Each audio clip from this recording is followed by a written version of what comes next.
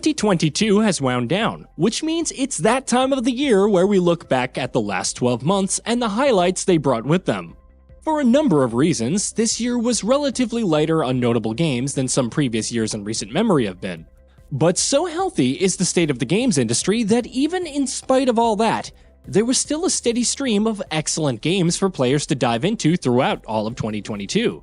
From indies to AAA megatons, from sequels to new IPs, from platformers and RPGs to action-adventure games and shooters, there really was more than a little something for everyone. Here, we're going to take a look back and pick out our favorite games of the year, counting down from number 25 all the way down to our game of the year of 2022. Note, all entries and rankings were decided by an internal vote held among the entire Gaming Vault staff. Number 25, Redout 2. In 2016, Redout emerged as a fan favorite for those who have been begging for new Wipeout and F-Zero games, and this year, its sequel upped the ante even further. Redout 2 is almost a dream come true for fans of the genre, showing off high-speed, adrenaline-fueled, futuristic racing at its very best through a combination of tight and responsive mechanics and stunning graphics and visual effects. This is a genre that still has the potential to flourish, and Redout 2 is a brilliant example of that. Number 24, Tunic. Just like Death's Door was last year, for fans of the older Zelda games, Tunic is one of this year's brightest spots, representing indie craftwork at its best in more ways than one. It's a charming, vibrant game with a striking visual aesthetic that never ceases to amaze with its compelling combination of dungeon crawling, exploration, combat, and puzzles. And given the unique way in which it reveals more about its world to its players as you get deeper into it, Tunic is also a game that becomes increasingly more rewarding the more time you invest into it. Number 23, Tiny Tina's Wonderlands. Tiny Tina's Wonderlands doesn't shake up the Borderlands formula as much as the elevator pitch of the game might indicate, but it's still a solid looter shooter in its own right. It retains the series' addictive core gameplay loop, driving you on to play more and more with its rewarding loot and combat mechanics, while it also throws in some unique elements of its own, thanks to its fantasy-based Dungeons & Dragons-inspired setting. Meanwhile, if you like Borderlands humor, there's plenty of that here as well. Number 22, Sonic Frontiers. Sonic Frontiers had a massive responsibility on its shoulders. Not only was it to bring the stumbling franchise back into form, but to also lay down the foundations for the series' next decade, if not more. Now, it wouldn't be Sonic if it didn't have at least a few frustratingly baffling issues, and Frontiers does have plenty of those, but it's still the best a mainline 3D Sonic game has been in a long time. The open world formula fits Sonic like a glove, and though there's still many improvements it can make, even as it exists right now, it's quite compelling. Number 21, Need for Speed Unbound. 2019's Need for Speed Heat was something of a reprieve in the series' uncontrolled downward slide, but this year's Unbound feels so much more significant. And that's not just because it also represents the return of Criterion as a major AAA studio, though that's obviously a big deal as well. Even on its own terms, Need for Speed Unbound is an excellent racer. The sense of speed and the arcadey racing action the series has been known for when it's at its best are present and accounted for here, while Unbound also brings plenty of its own unique flourishes to the table. From an open world that's always a blast to drive through to a vibrant visual and aesthetic style that gives the game a very distinct look. Number 20, The Quarry. Supermassive Games has established itself as an expert when it comes to interactive choice-based horror adventure titles, but the studio has arguably never touched the heights that it scaled with Until Dawn, back in 2014. The Quarry tried to recapture the magic in 2022, and while it may not be quite on the same level, it's still a hell of a lot of fun. It looks amazing, it's full of pulpy and corny horror, it constantly throws engaging choices and their disastrous consequences at you, and it's especially a blast to play as a multiplayer experience. Number 19, Weird West. Developed by former Arcane veteran Rafael Colantonio and his small indie team at Wolfeye Studios, Weird West is pretty much an unmissable game for fans of immersive sims. The dark fantasy and Wild West mashup here is captivating in and of itself, but of course, Weird West really shines in the gameplay department above all else, thanks to its complex and elaborate web of gameplay systems that emphasize player choice and agency like very few other games do. Whether you're studiously following the story or just messing about in the game's world and creating your own fun, Weird West delivers on every front. Number 18. OlliOlli World. OlliOlli World was something of a risk for Roll7, with the studio taking the series' established and acclaimed framework and expanding it in significant ways, but it was one that definitely paid off. Skateboarding platformers aren't exactly a very popular subcategory of games, but OlliOlli World proves all over again that when done right, this is the kind of experience that can sink its claws right into you. Slick movement, endearing characters, gorgeous art design, solid level design, there is no shortage of things to praise in OlliOlli World. Number 17. Sifu. Even though expectations were high from Sifu in the lead up to its launch, it still managed to turn out better than most people expected. Slow Clap's Kung Fu Brawler may even be among the very best the genre has to offer. Its crunching and incredible slick kung fu combat never loses its luster throughout the experience, and the game's tough, but fair, and amazingly satisfying approach to difficulty makes the combat even better. Sifu is brimming with style and mechanical perfection, and is definitely going to live long in our memory. Number 16. Rogue Legacy 2. For many, the original Rogue Legacy is the king of roguelikes, so to say that Rogue Legacy 2 had quite a bit to live up to would be a big understatement. That it manages to live up to those expectations is a major accomplishment in and of itself. That it often actually exceeds them is almost beyond belief. Rogue Legacy 2 is an immaculately designed game, and concocts a stellar blend of challenging combat, excellent boss fights, pixel-perfect platforming, addictive progression mechanics, and a startling amount of build variety. And really, that's just scratching the surface. Number 15. Stray. In Stray, you play as a cat in a post-apocalyptic world populated by human-like androids and face-sucking parasites. If that central premise isn't enough to turn your head, it might be because your head is incapable of turning. But Stray doesn't rely exclusively on its fascinating premise. It's also a very enjoyable game. Moving around and scaling environments as a lithe feline creature is always fun on at least a fundamental level, and the game combines that with smartly designed puzzles that consistently keep things interesting. There's a lot of flash here, yes, but there's also plenty of substance. Number 14. Shovel Knight Dig. There's something very elegant about Shovel Knight Dig's premise. Just take that iconic shovel and make it do what shovels do. Rather than using it as a pogo stick, Shovel Knight Dig sees you going ever downward, and it makes incredible use of that setup. Honestly, no amount of praise is enough for the way it takes the bones of the original Shovel Knight and manages to twist and turn them so they fit into a roguelike experience while still remaining true to their core. It's perhaps on the shorter side, especially for a roguelike experience, but Shovel Knight Dig makes a strong impression even in its relatively brief runtime. Number 13. Return to Monkey Island.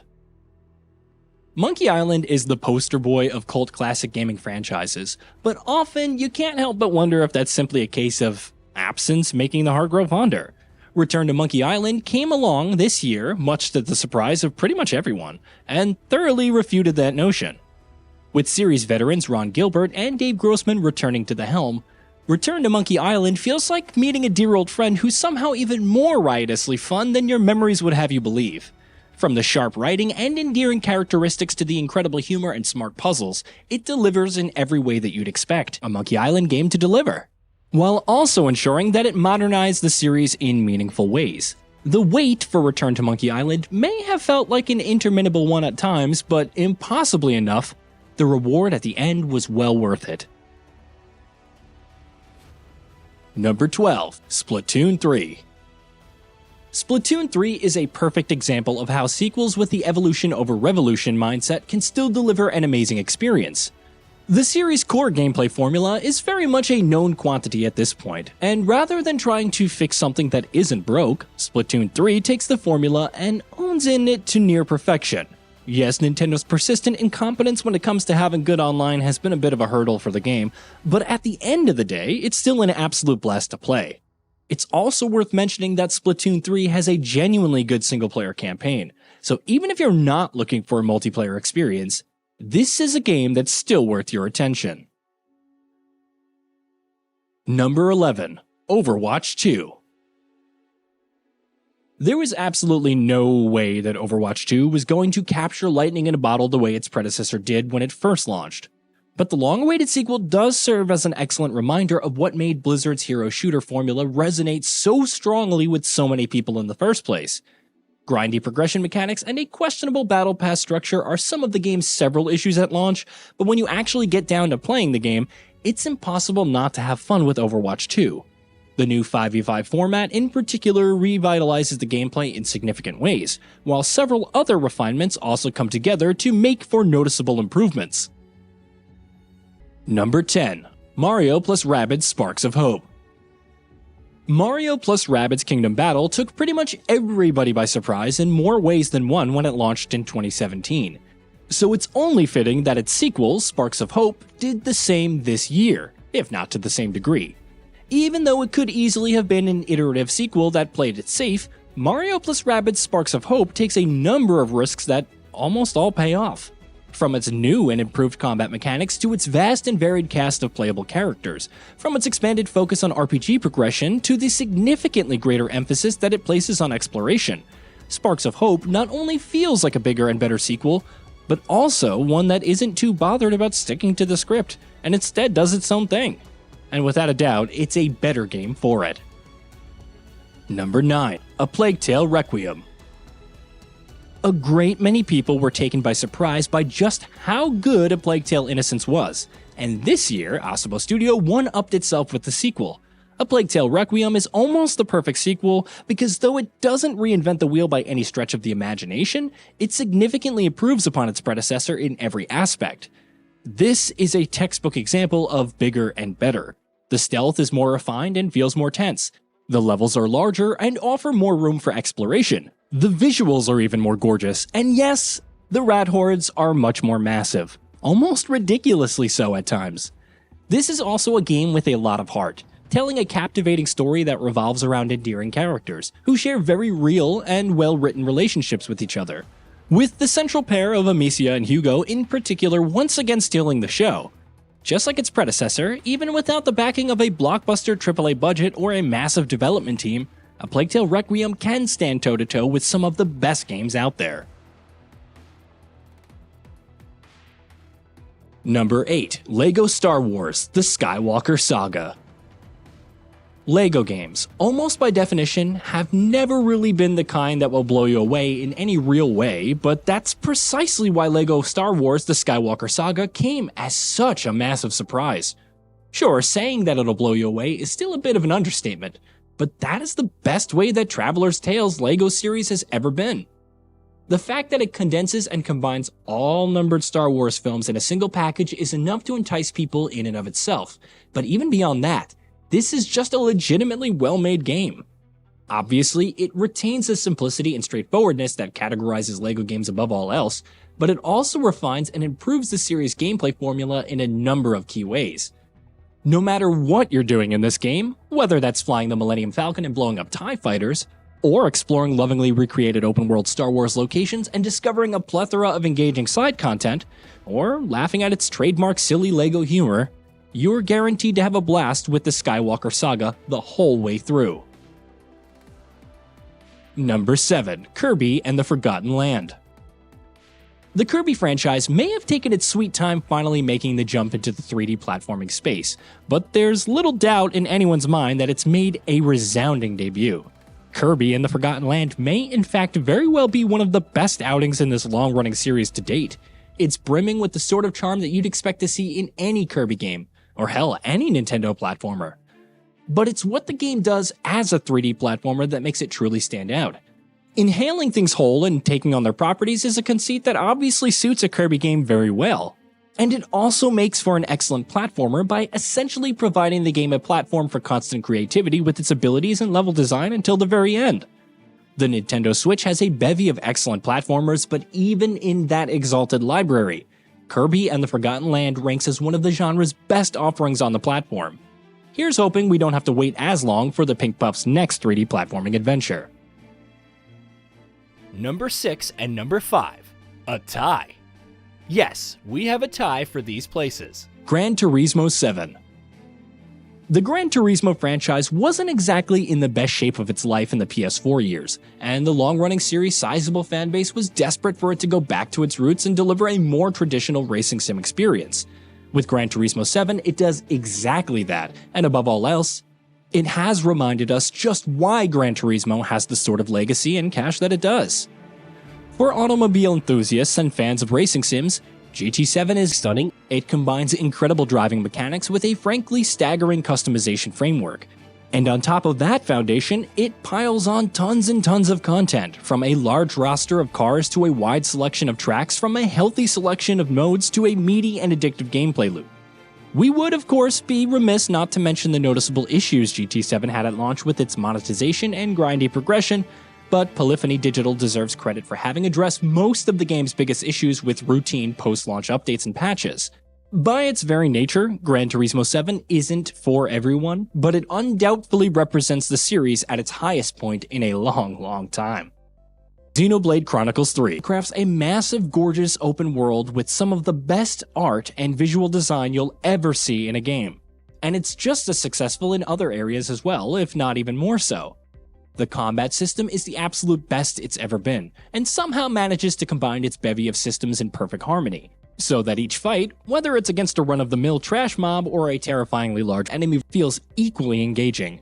The exploration never fails to feel rewarding, because around every corner is either a great new side quest or a breathtaking new vista to behold. The Switch has a hell of a lot of excellent games, and Xenoblade Chronicles 3 sits at the top of that pile alongside the best in the system's library.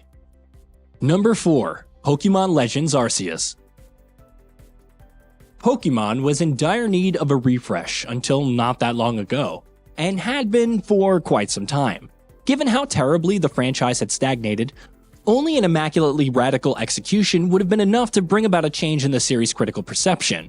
And thankfully, that's exactly what Pokemon Legends Arceus turned out to be.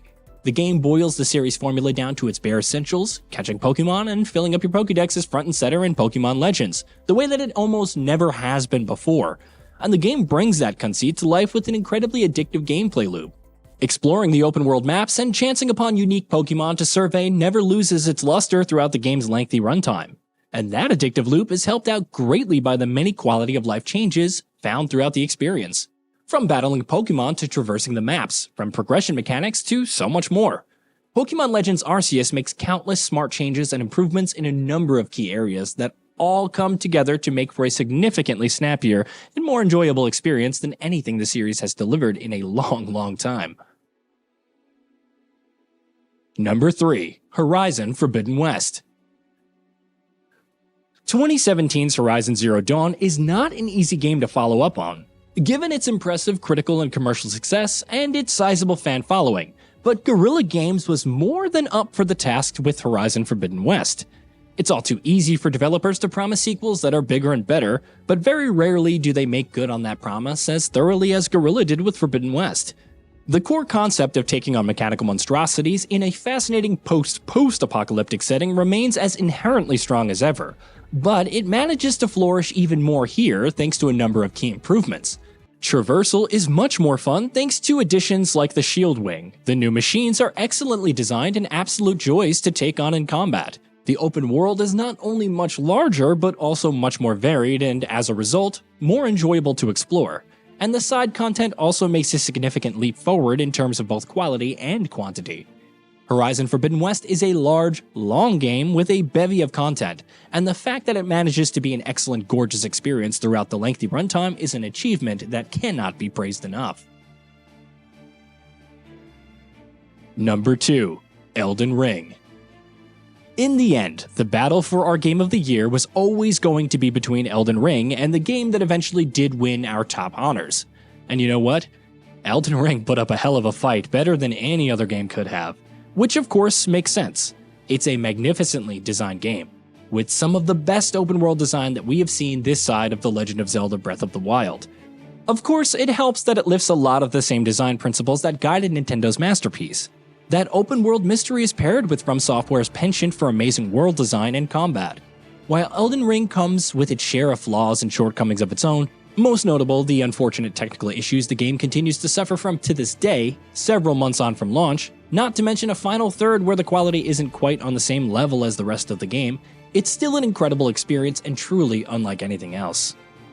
Elden Ring is a masterpiece, and such a great game that honestly, any other year, it could have easily taken the top spot.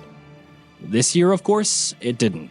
It was almost the best game we played all year, yes, but only almost. Gaming Bolt's 2022 Game of the Year, God of War Ragnarok. I need to know you'll be okay without me.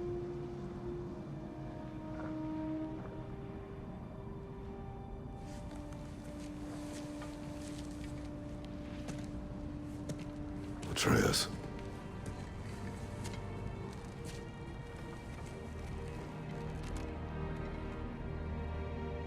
I am sorry.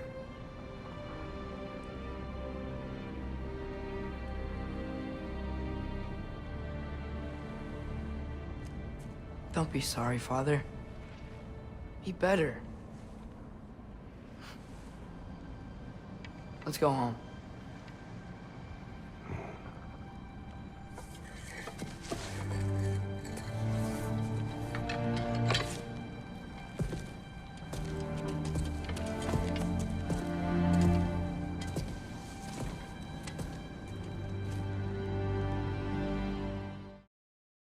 The God of War franchise's stock skyrocketed in 2018, with a series reboot, or soft reboot at least, that was so successful at what it set out to do that it instantly embedded itself in gaming history as one of the best games of its kind.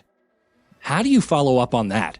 How do you even begin to make something that can hope to live up to those lofty standards? Most developers would have folded under that kind of pressure. But Sony Santa Monica has proven time and time again that if there's one thing that the studio has always been capable of doing, it's improving on greatness. That is exactly what God of War Ragnarok does. Take the story. You'd think the franchise had hit heights it would never ever be able to hit again with how perfectly it categorized and developed the characters of Kratos and Atreus, the former in particular.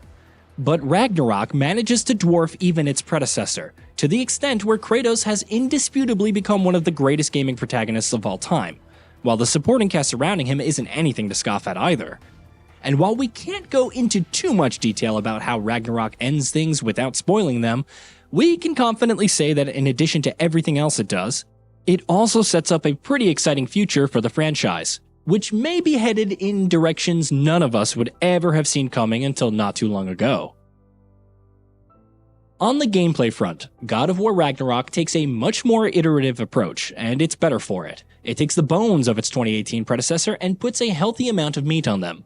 Combat is improved in meaningful ways, not only with a significantly expanded arsenal of moves and tools and abilities that are always fun to use in combat, but also with impressive enemy variety that forces you to use that expanded arsenal to its fullest. With plenty of excellent boss fights and high-octane set-piece moments, the game also comes much closer to delivering the kind of scale that the series has always been known for. And that's barely scratching the surface. We could go on and on about how God of War Ragnarok is one of the most polished games we've played in quite some time. How much more enjoyable its exploration is, how many incredible side quests it has, how drop-dead gorgeous the game looks. We could praise this game all day long and still have plenty of things left to talk about. That's the hallmark of a true masterpiece, and that's exactly what God of War Ragnarok is.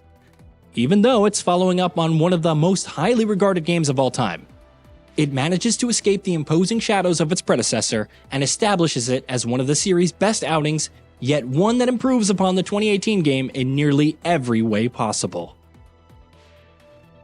Hey, did you know that we at Gaming Bolt upload new videos every day? Stick around, drop a like, subscribe, and hit that bell, and let us know what kind of content you'd like to see in the future with a comment below.